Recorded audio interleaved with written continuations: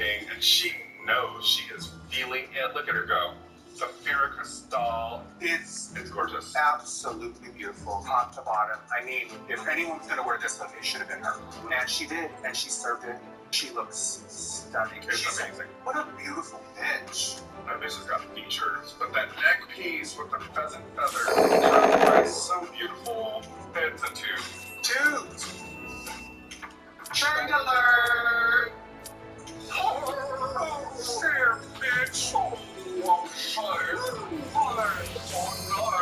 The gun was out of control. You look like we're having bullshit. Anyway, that's our share impression. So, I think that's don't even our triumphs right now. Our top 2 of the week is Tsunami News. Television and VLOT. Very big. She's got some wild way.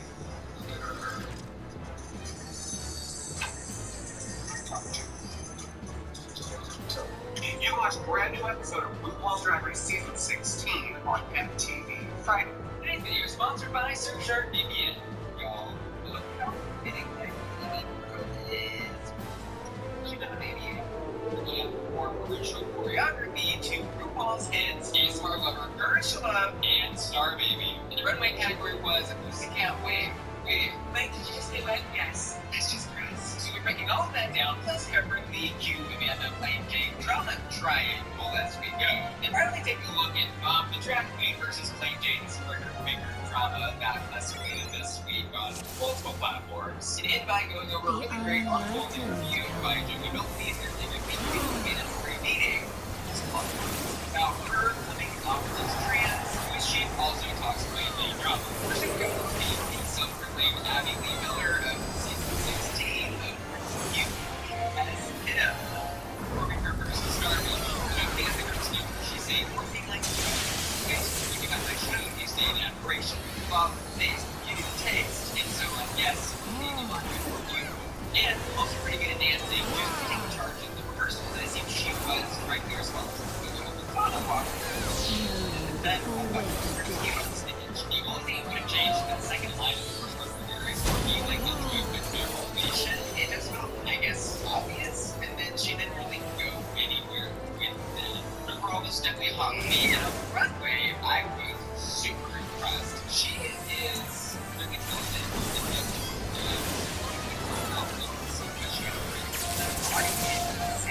The details of this look are so good. Like, zoom in on that Pussycat wig and see that she's twisted most of it, and she's got the big cat scratch on the back of it. And I love this look overall. It's very much giving me a top of the Gallon 2019 Jacket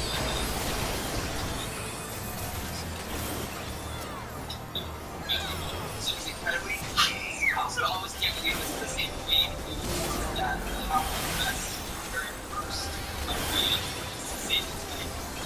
Already. And next up, Mother had arrived. It's Sapphire Crystal. First one for first in very quickly rounded earrings like a jacket and a wig jacket you can't even breathe. And the second part slowed it down a bit. But to say, I bring the heat, I keep my pool. I feel like this. Because they have full. You know, all from earrings to the stage, but it's not very polished and in control. It's just gonna be I would know the weight of your soul. That wasn't really something I saw when I was watching. I think she had one of the best verses of the entire night with a great balance between the rap and the singing and just with like this othering energy. G8, and this was never on the runway. We are for another surprise with this Sapphire Crystal. And giving us Dr. Evil, Austin Power on the high drag, where the cat wig is the cat actually on the head. And it did take a second, I think, to really get me there on the cat wig because she's going to get sick of this shuffle hair. And then it cuts to a shot where she really lifted up like the tail. And there is a high pole somewhere on this wig. And once the pressure out there is based on the and she takes off her cutting it into a bigger gag and this whole look was beam with that cap she has on with the seat. I think the Pussycat wig was a little messy, but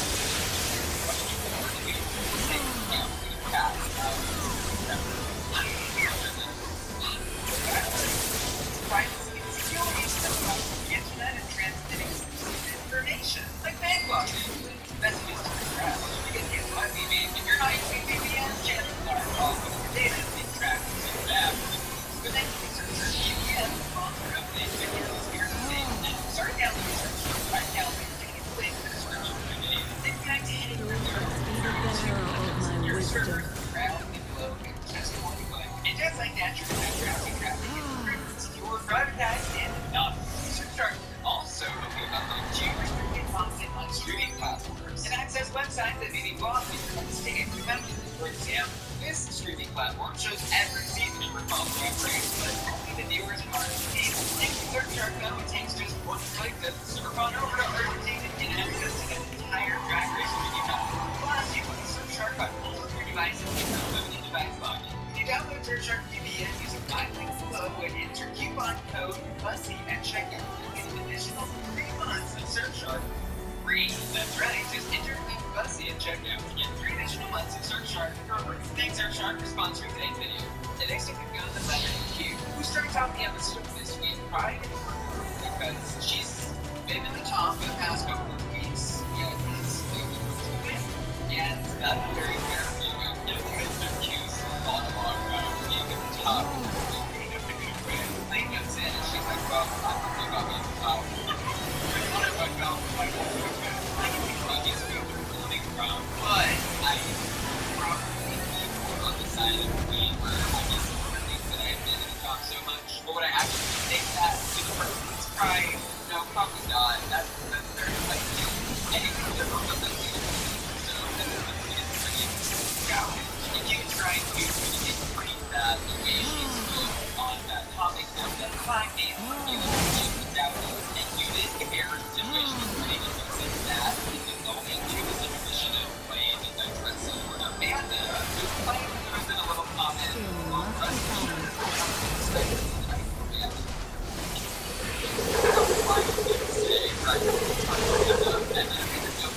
She's like, why are you such a C? Where is this coming from? I don't know.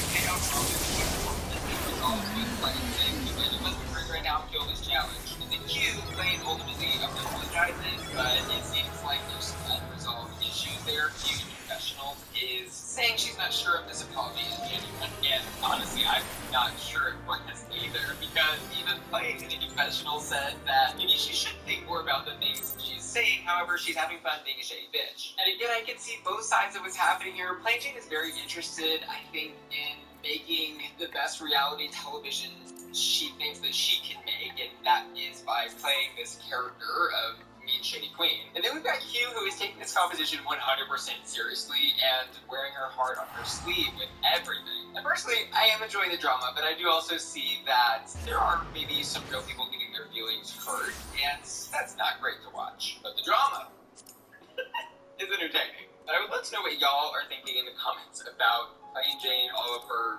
crazy antics below. And moving on to Q's challenge performance, we see her do what I would say was a pretty okay performance for most girl group episodes of Drag Race. But this one was, for me, particularly good. I think she just really stood out as not being great. Because yes, she was struggling with choreo in the rehearsals and, you know, not hitting all of the marks all of the time in the larger group number. But she was there for at least like 90% of it. And again, I think that is better than a lot of girl group choreography that we see on RuPaul's Drag Race. But she's saying, I strut in a fashion, serving looks, my passion. Leaving it all on stage, no crashing, you cannot stop me. Just one letter, nobody better. We're celebrating Brad Stahl's passion for fashion of her. But overall, kind of generic. So I'm gonna give this a but on the run.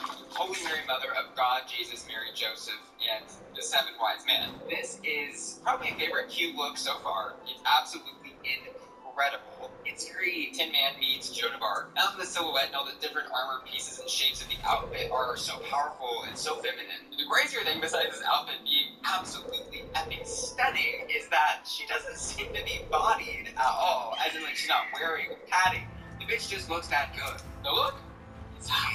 And finally, for the QDSM group, we've got Dawn, who in her group I probably had the most fun with. I think she did a really great job of taking her into her crazy, kooky, quirky, not like the other girls' world. It really added some great personality where it was needed on this track with lyrics like, from the stars laying bars, didn't you know there's life on Mars? Galaxy, fantasy, dirty looks setting for you. You gotta be awesome star baby. Like, she not only stuck with the star baby theme in her lyrics, but also found a way to make it super fun and peppy and exciting. Here's the runway. Again, this is Dawn's world. We're just living in it. This is So look, she's got blue makeup on, oh ears, a bowl cut with a pom-pom, bedazzled jeans as boob covers, a giant glove purse, animal print everywhere, all over the this is everything but the kitchen sink of this alien girl fantasy. And as crazy as it all is, I ultimately did like the look. My only issue was I think she missed an opportunity to tell a bigger story about why this was her look for the pussycat wig runway. Like, this barely even is a pussycat wig. I mean, it has some little bob moments in the back and maybe some like on the side here, but otherwise it is just straight up bowl cut. So all things considered, this would be like a safe 3-flame hot for me. And next we've got Plasma, who is the group leader for the Love Girls, who are adding their verses to RuPaul's Courage to Love. And Miss Plasma, as team captain, started her team off with some pretty crazy choreography in the rehearsals.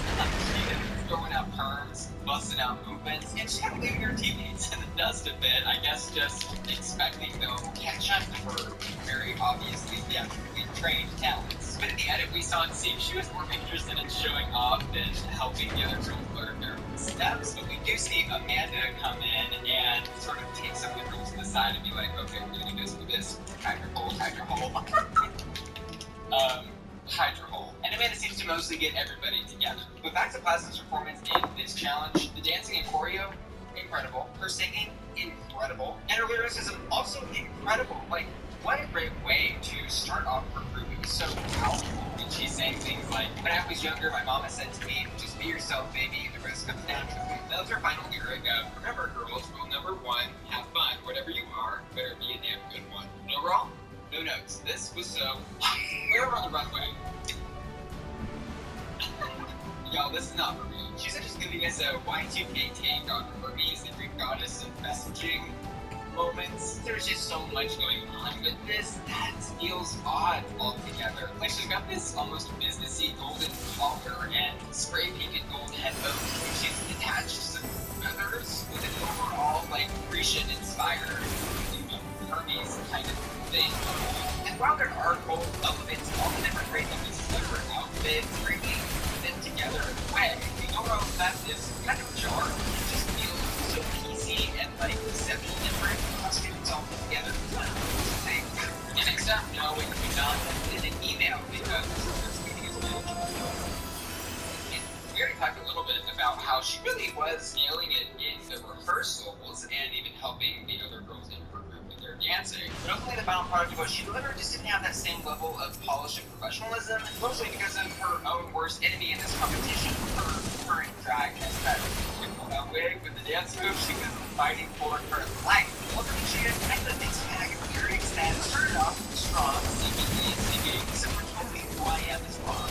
Now I trust myself, I know that I'm strong. Something about the phrasing in that second half is just pretty with me. No one doesn't hurt for me in the past, and now I love on myself. I'm going out so I can throw this past. I think she said. So yeah, this is about over on the runway.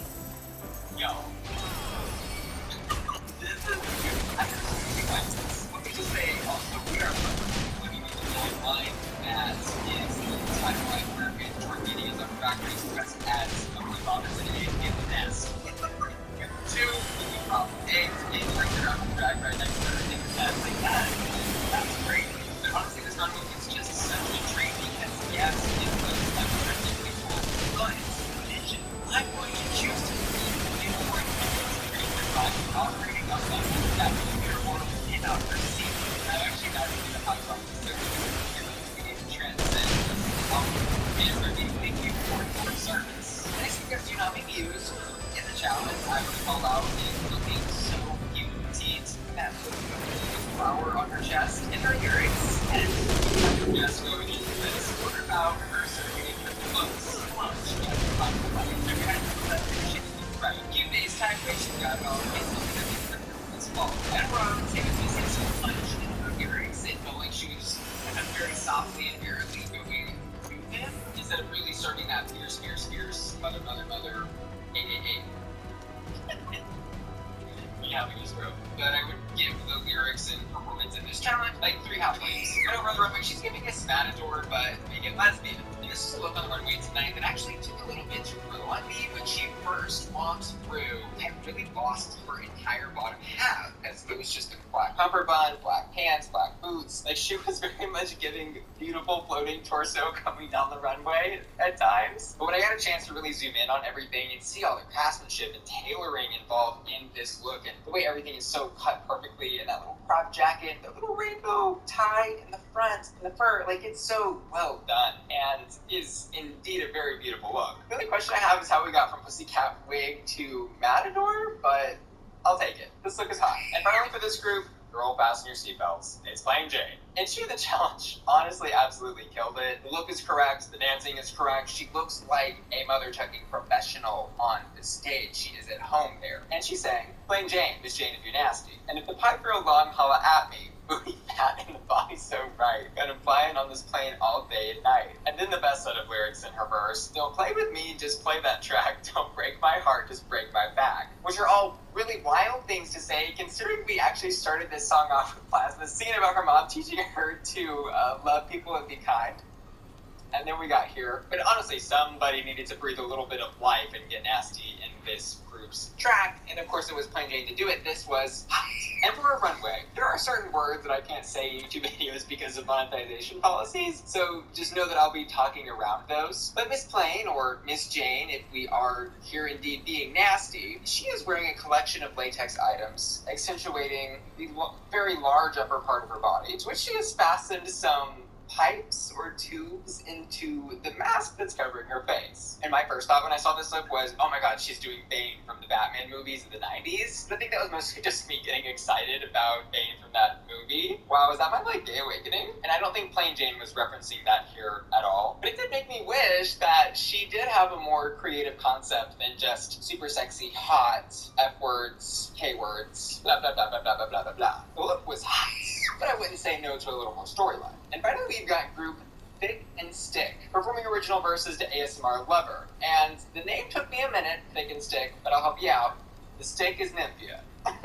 Very funny, very clever. And this by Iman Lepage, the opener for this group. And oh my god, I loved her in this, y'all. The rapping was so natural, on point, the delivery was punchy, and the way her group members were working with her in her verse to be like, yeah, was next level. It was truly next level. And being the queen of flips, she starts everything off with a flip and raps, you make me feel like a dainty lady, high-heel boots straight out of Haiti. It's the name they scream when they see me flipping, where she then backflips. And I feel like I've really been hyping her up in my reviews, but I am so obsessed with her and the way she performs, and this was like, wow, she absolutely is not that timid person on the stage that we're always talking to. She is like 100% in control of the whole game, and look at the performance tonight, that was absolutely of the best. This is absolutely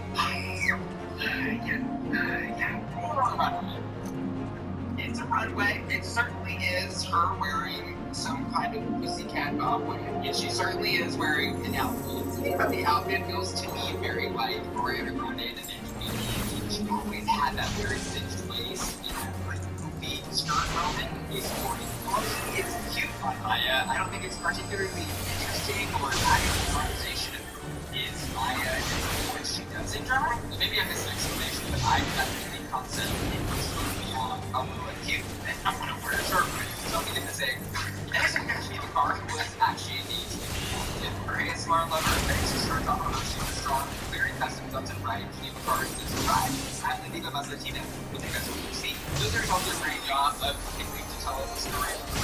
Is, well, you know, touching on those great moments that we've already heard about customs and the rest of it didn't feel like a lot of words and stuff, like not enough space. Like she was kind of putting with the fast rapping thing, and she even made a nod about like if you want to read there was some girls down there. But I was like, oh yeah, actually gonna be in the moment because we're kind of talking too fast and things to make words to you're all right with it.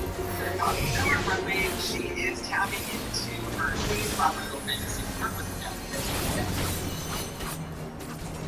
I mean, it's interesting how she looked at this pearl and purple and butter and mesh and all that. I was really just kind of confused. Like, it's giving me Lisa Frank coloring book meets Flapper Girl from the 20s, there's not enough over-the-top drag happening to really make the full joke of it. Like, where is the giant entire headpiece and feathers for the Flapper Girl? Where is, I don't know, a giant train coming from the back? Like, give me a little more drag and drama from this. It's not just what kind of looks like. Lisa Frank in prom, she was also goth in the 20s. This for me is a rock. And next we got Megami. Ooh, the big drama for her in this episode is that she was paying class. And she very fairly so has an emotional moment about it. And, well, that's very related. I think that happening with her on Drag Race lit a fire under the ass because she really was working overtime for not only herself and these talents, but also her entire team. It seemed based on what the girls were saying on Twitter and stuff that it was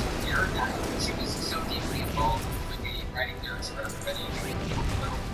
That she was that girl. Like on Twitter, India this week wrote, I just want to say Megami basically wrote my lyrics. I was really struggling, so please show her some love. And as she found out this week, sometimes the best position to be in is the position in which you are underestimated. Because you can surprise the delight. She rapped, down on your knees, bitch, pray to me. Because Megami is the goddess of see. And I absolutely loved how she ended her verse with, ain't nobody need to run me like I do. Running over bitches on the rough, drive through them, and I'll pour your work with that too.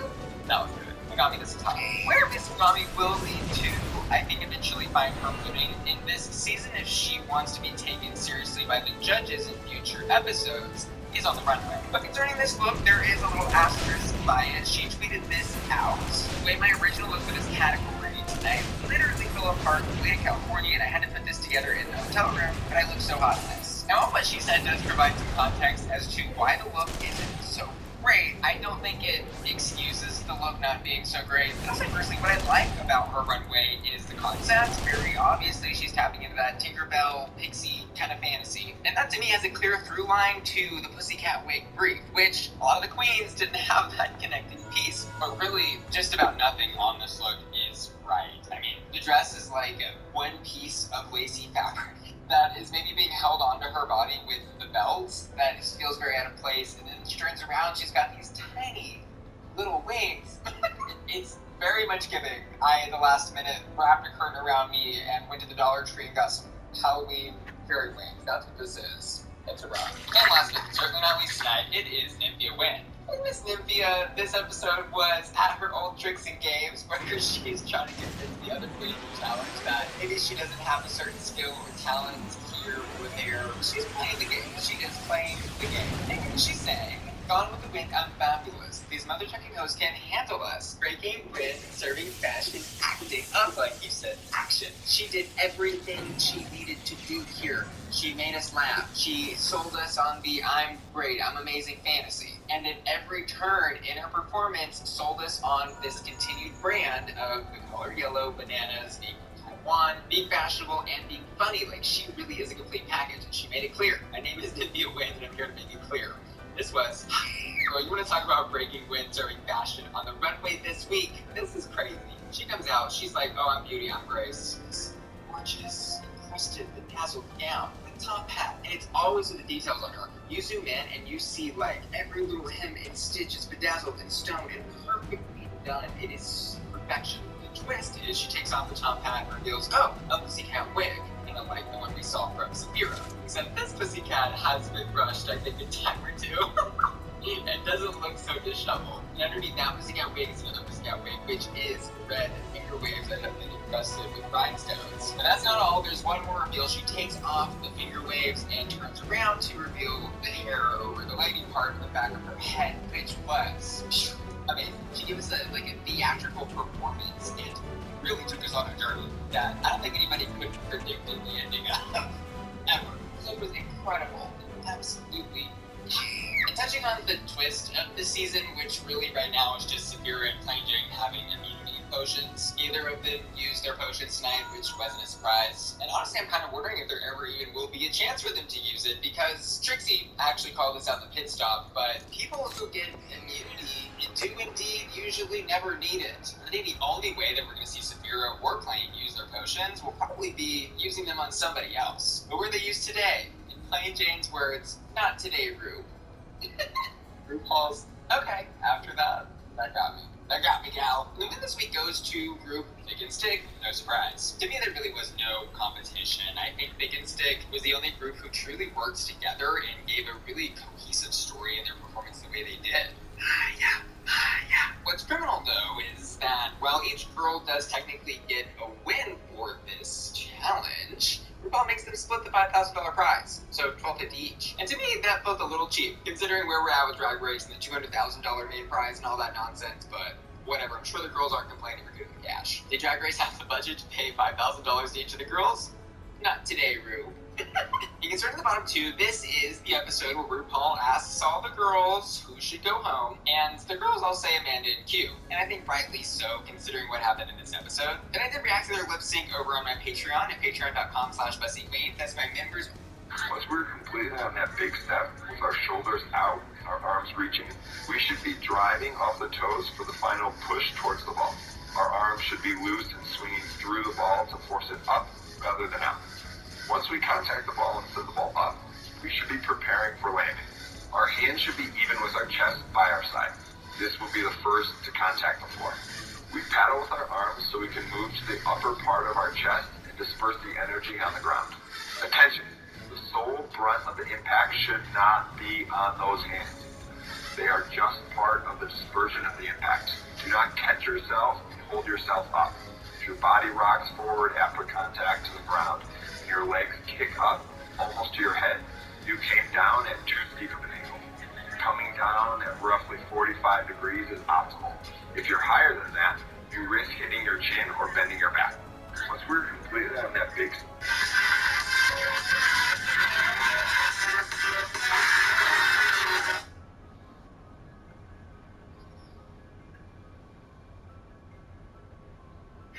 Good day, everyone. We're coming on the air with breaking news in the United Kingdom, where King Charles III has been diagnosed with cancer. Buckingham Palace just confirming the news in a statement, but not saying which type of cancer. The palace says his medical team identified, quote, a separate issue of concern while he was being treated for a benign prostate enlargement last month. The palace also says he will postpone public-facing duties while he undergoes treatment. It comes less than a year since his coronation. Let's go straight to our chief international correspondent, Keir Simmons now. He's covered the royal family for years. What more can you tell us, Keir? Well, Lester, this will be a shock to many people because King Charles was in the hospital just last week, and the understanding was that it was a treatment for a benign condition, a benign prostate condition. So I'm going to read to you, Lester, some of that statement that Buckingham Palace is releasing right now, so people can hear what exactly the palace is saying. That statement reads, during the King's recent hospital procedure for benign prostate enlargement, a separate issue of concern was noted. Subsequent diagnostic tests have identified a form of cancer. His Majesty has today commenced a schedule of regular treatments, during which time he has been advised by doctors to postpone public-facing duties, as you mentioned, Lester. Throughout this period, His Majesty will continue to undertake state business and official paperwork as usual. The statement goes on to saying that the King is grateful to his medical team, and then repeats again what happened there last week was that he was hoping that others would learn from his experience. I'm sure, for example, that they can check. Well, now I can imagine that he feels even more so that way, because that 3 nights in the hospital last week seems to be, to some extent, the end of the matter. We were told that he would take a month to slow down a little and to recover a little bit. But just yesterday, we saw him at church with Queen Camilla waving to the crowd. So there didn't seem to be any problem. And again, as you mentioned, Lester, we don't know what type of cancer this is. So it's difficult to speculate beyond what we've been told by the palace. But there will be members of the royal family, as you mentioned, Queen Elizabeth dying sort of recently, and King Charles becoming a king just in the past year. This for the royal family after a period, to be honest, of very difficult times, this will be not challenging. Thanks for watching. Stay updated about breaking news and top stories on the NBC News app or follow us on social media. In the middle of the 1950s, America fell in love with Rock Hudson. Rock Hudson. Rock Hudson! Handsome, rugged Rock Hudson. Ranked the #1 box office draw in the country, Rock was an American ideal of 50s masculinity. Strong, confident, and above all, romantic. Ladies and gentlemen, this... But the figure that America worshipped as the perfect man was really a facade. I don't know how long I can get away with this act. Propped up by years of scheming and betrayals. We were ordered by that evil agent of his never to have our picture taken together. It was a secret that stayed hidden in plain sight for years. Hiding in closets isn't going to cure you. Until a crisis struck, destroying decades of secrets and lies in an instant. Just what is wrong with Rock Hudson? And kicking off a movement that would go on to change the course of millions of lives. He pretty much did change the course of history. There was no other star that made that kind of impact. There hasn't been one since. This is the story of Rock Hudson, the rom-com star who became a symbol of American masculinity. Oh, he's a big one, isn't he? And what happened when that image was shattered. Oh. Hello there, everybody. How are you doing today? It's time for another World of Antiquity live stream. Yeah. Are you all doing great today? You're looking forward to hearing about some archaeological discoveries? We're actually going to be doing some archaeological and ancient historical discoveries, as I usually do each month. If this is your first time, basically every month we go over some of the latest discoveries for the ancient period, because that's my area of interest and the focus of the channel. And Clint, thank you for moderating for me today. Appreciate it. Just a reminder, everybody, that this is an audience-supported channel, so I'll do a live stream today. We'll be very grateful to get any help we can get from support from you with the super thanks or something like that. Super chats, all of that. Much appreciated to help keep the channel going. As you may know, I did 2 videos recently, full-length videos, greatest archaeological discoveries of 2023 and the greatest ancient historical discoveries of 2023. This always happens every year, but I got 400,000 views on the archaeological discovery video, and I have about 30,000 views on the ancient historical discoveries video. Now, if you actually watch them, maybe some of you already have, the historical discoveries are just as good, but for some reason everyone clicks on the archaeology. Just that one little change in title makes a huge difference. I don't know why. But today's stream, we're going to be talking about archaeological and ancient historical discoveries. And I think we've got some interesting ones this month. This is just the past few weeks, right? Things that have been announced, so I'm excited to share them with you. Hello there, Johnny and Peggy and Arabelle. How are you doing, General Guillaume Van Belgier? Did I say that right? This is your first stream. Well, that's really cool. I'm glad to have you. And I think some of you are probably going to be tuning in later, watching this not live, but thanks to those who are here now. Igor, how you doing? Okay. Owen, new viewer, love the channel. Thank you so much. Glad to be here. You just broke 200,000. I'm so excited about it. Kyle, thanks for being here. Steve, Jesse, all right. And YT. How are you doing? All right. Okay, so first thing I want to tell you about today. Okay, are you excited to share my screen with you? This is from Serbia. Okay. I was given to understand they were your protectors. If you truly believe them, you're gone. This is a Serbian archaeologist who uncovered a Roman triumphal arch dedicated to the Emperor Caracalla. Yeah. So, I mean, there's not much left in it, okay, but this kind of might surprise some people, because normally you think of triumphal arches as being in Rome, right? Triumphal arches, they put them up in Rome. You have a triumph, okay? It's in Rome. right? That's what most people think. But here we have 3rd century in a Roman city called Viminaccio. That's how you say it. Or Viminaccio. It's a pretty major city. That was also a place where the military was stationed. In Serbia. Okay.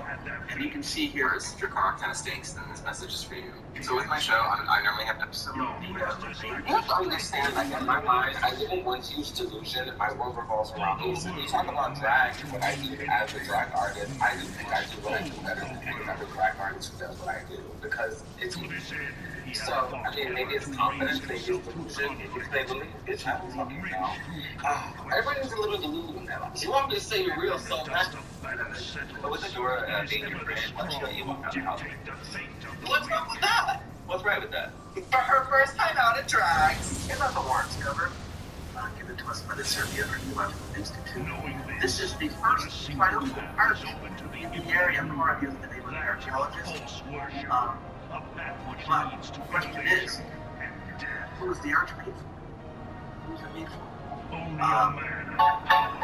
Solution to the riddle of the complicated victories dedicated scientists found when they excavated part of a marble slab. The name How are you staying a perfect thing?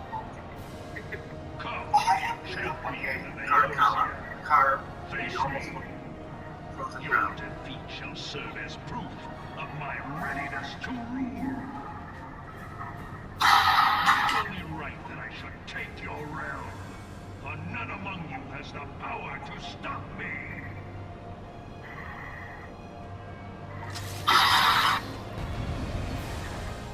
Oh, sorry. His father was the Emperor Caracalla. Oh, I'm sorry. Wait a second. No, I'm pretty sure this was dedicated to Caracalla. So what does it say? His father. Anyway. Oh, I can hear this. Yeah. So based on previously found material archaeologists determined the triumphal arch was built at the end of the 2nd century or beginning of the 3rd century at the latest. There was an event in this city according to our historical documents. This is where Marcus Aurelius Antoninus Caracalla was declared Caesar, successor to his father's Severus. In other words, he's not yet the emperor. He is appointed to be the successor to his father, so they call him Caesar. Okay. 3 years later, he got the title of Augustus, which is the title of the Roman Empire. Okay. So they believe the triumphal arch was built on the occasion of an event of great importance in the empire. The plaque was named that the archaeological person. Then after this. Some of these are translated, like Archeo News, they're translated from Turkish. So that's why I was a little weird thinking of father. Anyway, so check this out when you get a chance. Archeo Caracalla is also an interesting character, by the way. You haven't read up on him, you're going to want to research. Yeah. Any thoughts on that one? There's a triumphal arch in a city, France, with the Roman arches. Oh, okay, so some French. Okay, so yeah, there's a triumphal arch there. Okay, thank you for bringing that up. And he says that talking about Severus being his mother, Caracalla, probably. Yeah, anyway, I thought that was a cool one. So let's take a look at that one, shall we? Okay. Babylon's discharge gave to different groups of thought and technical measurements suggest. Now, if you saw my recent video on ancient historical discoveries, I talked about archaeomagnetism now being used for moving artifacts. And this is a groundbreaking science that is being done on bricks, like bricks, from Babylon. And so this is what the research has turned up in the month of January. Archaeologists measured the magnetic fields found in clay bricks, determined the construction date of Babylon's entire gate. All right, now we have theories about when the gate was built, but what does the magnetism say? By the way, the Ishtar Gate This is what it looked like when it was new. This is now in the Pergamon Museum in Germany, okay, reconstructed. But yeah, that's what it would have looked like. So this is the one we're talking about.